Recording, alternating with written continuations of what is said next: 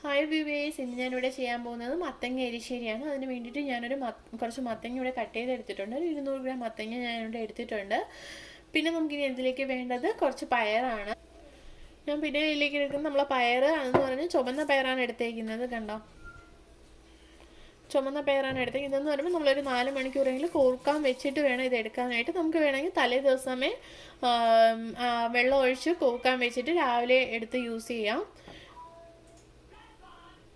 പിന്നെ ഞാൻ കുറച്ച് തേങ്ങയാണ് എടുത്തത്. തേങ്ങ എന്ന് പറയുമ്പോഴത്തേക്കും കുറച്ച് നമ്മൾ അരപ്പിന് വേണ്ടിയിട്ടും കുറച്ച് നമുക്ക് ലാസ്റ്റ് എരിശ്ശേരിയിലേക്ക് വറുത്തിടാനും വേണ്ടിയിട്ടാണ് എടുത്തേക്കുന്നത്. ഞാനപ്പോൾ ഒരു കുക്കറിൽ ഈ കപ്പിന് ഒരു 2 ഗ്ലാസ് വെള്ളം അതിനകത്ത് ആഡ് ചെയ്തിട്ടുണ്ട്. ഞാൻ ഈ പയർ എടുത്തേക്കുന്നത് ഈ കപ്പിന് ഒരു 3/4 കപ്പ് പയർ എടുത്തിട്ടുണ്ട് ഞാൻ. അപ്പം നമുക്ക് ഈ പയർ ഇതിനകത്തോട്ട് ആഡ് ചെയ്ത് കൊടുക്കാം.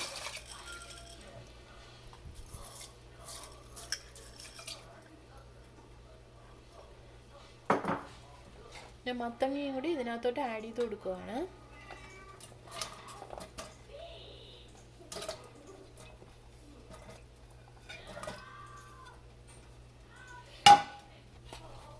നമുക്കിതിലേക്ക് ലേശം ഉപ്പിട്ട് കൊടുക്കാം.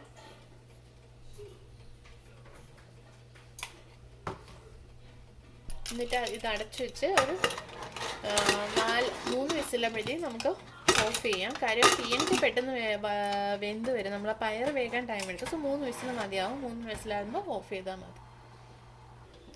നമുക്കിനി നമ്മുടെ മിക്സിയുടെ ജാറിലേക്ക് തേങ്ങ കുറച്ച് ആഡ് ചെയ്ത് കൊടുക്കാം. മത്തങ്ങ നമ്മൾ പയറും കൂടി വെന്ത് വരുന്ന സമയം കൊണ്ട് നമുക്ക് ഇതിനുള്ള അരപ്പരച്ചെടുക്കാം.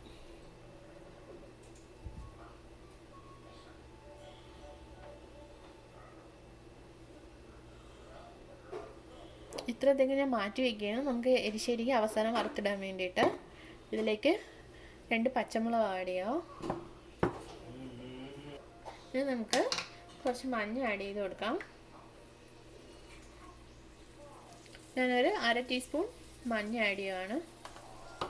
പിന്നെ ഇതിലേക്ക് വേണ്ടത് കുറച്ച് ജീരകമാണ്. ഒരു 1/4 ടീസ്പൂൺ ജീരകം. നമുക്കിത് അരയ്ക്കുമ്പോൾ ലേശം വെള്ളം ആഡ് ചെയ്തുകൊണ്ട് ഇത് അരയ്ക്കാനായിട്ട്. അല്ലാന്നുണ്ടെങ്കിൽ നമ്മുടെ തേങ്ങ നന്നായിട്ട് അരഞ്ഞു വരത്തില്ല. അപ്പോൾ കുറച്ച് വെള്ളം ഞാൻ ആഡ് ചെയ്യുന്നുള്ളൂ. ഒരുപാട് ആഡ് ചെയ്താലും അത് അരപ്പ് വെളിയിൽ പോകും. സോ കുറച്ച് വെള്ളം ആഡ് ചെയ്ത് അരച്ചെടുക്കാം. നമ്മുടെ എരിശ്ശേരിക്ക് വേണ്ടിയിട്ട് കടുക് വറുക്കാൻ വേണ്ടി ഞാനിവിടെ പാൻ ഇവിടെ എടുത്തിട്ടുണ്ട്. അത് ഒന്ന് ചൂടായതിന് ശേഷം നമുക്ക് എണ്ണ ആഡ് ചെയ്ത് കൊടുക്കാം. നമ്മുടെ പാൻ ചൂടായിട്ടുണ്ട്. നമുക്കിതിലേക്ക് എണ്ണ ആഡ് ചെയ്ത് കൊടുക്കാം. നമ്മുടെ എണ്ണ ചൂടായി വന്നിട്ടുണ്ട്. നമുക്കിതിലേക്ക് കടുക് ആഡ് ചെയ്ത് കൊടുക്കാം. ഞാൻ ഇതിലേക്ക് ഒരു ടേബിൾ സ്പൂണിനും വേണ്ടിയിട്ട് ഉഴുന്ന് ആഡ് ചെയ്ത് കൊടുക്കുകയാണ്. ഒരു 4 വറ്റൽമുളക്, കുറച്ച് കറിവേപ്പില.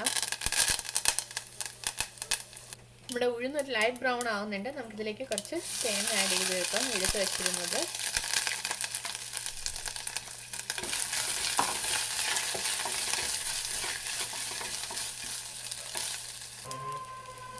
നമ്മുടെ തേങ്ങയെല്ലാം നല്ല മൊരിഞ്ഞു വന്നിട്ടുണ്ട്. ഇപ്പോൾ കണ്ടോ, നമുക്കിനി ഇത് നമ്മുടെ എരിശ്ശേരിയിലേക്ക് ആഡ് ചെയ്യാം. നമ്മുടെ പിയനിക്കയും പയറും എന്തായെന്ന് നോക്കാം. കണ്ടോ, നന്നായിട്ട് വെന്ത് വന്നിട്ടുണ്ട്. നമുക്കിതിലേക്ക് നമ്മുടെ അരപ്പ് ആഡ് ചെയ്യാം. ഞാൻ ഇതിലേക്ക് അരപ്പ് ആഡ് ചെയ്യുകയാണ്. മഞ്ഞൾ നമുക്ക് വേണമെങ്കിൽ തേങ്ങക്കൂടെ അരച്ച് ചേർക്കാം. അല്ലാതെ അതിൽ വേകുന്നതിന് മുന്നേ ഉപ്പ് നമ്മൾ ആഡ് ചെയ്യുമ്പോൾ അതിൻ്റെ കൂടെ മഞ്ഞൾ ആഡ് ചെയ്ത് കൊടുക്കാം. നമുക്കിതൊന്ന് ഇളക്കി കൊടുക്കാം. എന്നിട്ട് കറക്റ്റ് ഉപ്പ് ആഡ് ചെയ്ത് കൊടുക്കുക. ഉപ്പ് വേണമെങ്കിൽ കുറച്ച് നമ്മൾ മുന്നേ ആഡ് ചെയ്തിട്ടുണ്ടായിരുന്നു.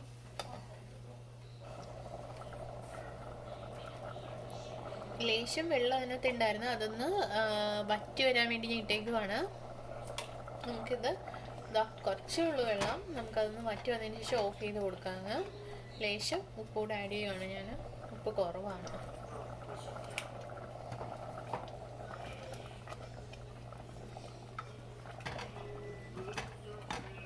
കുറച്ച് വെള്ളം വേണം, എന്നാൽ മാത്രമേ നമ്മുടെ അരപ്പ് ഒന്ന് അതിൻ്റെ പച്ച ചെവന്ന് മാറി വരത്തുള്ളൂ, അല്ലെങ്കിൽ കരിഞ്ഞു പോകും.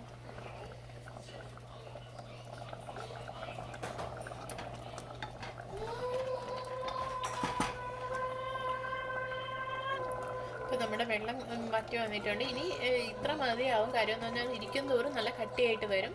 സോ നമുക്കിനി നമ്മൾ വറുത്ത് വെച്ചിരിക്കുന്ന തേങ്ങയെല്ലാം കൂടെ ഒന്ന് ആഡ് ചെയ്ത് കൊടുക്കാം. കടുക് വറുത്തത് ഞാനിതിലേത്തോട്ട് ആഡ് ചെയ്ത് കൊടുക്കുകയാണ്. പയറായതുകൊണ്ട് അത് കട്ടിയായി വന്നോളൂ. കുറച്ച് വെള്ളമായിട്ട് വേണം നമ്മൾ ഓഫ് ചെയ്യാനായിട്ട്.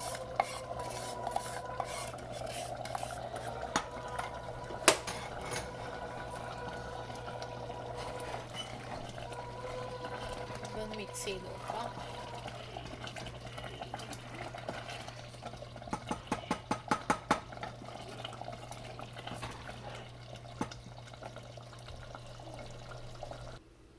നമ്മുടെ മത്തങ്ങ എരിശ്ശേരി ഇവിടെ റെഡി ആയിട്ടുണ്ട്. ഇത് കണ്ടോ, നല്ല ചൂടൊക്കെ പറക്കുന്നു, നന്നായിട്ട് ചൂടൊക്കെ വരുന്നുണ്ട് ഇതിന്ന്.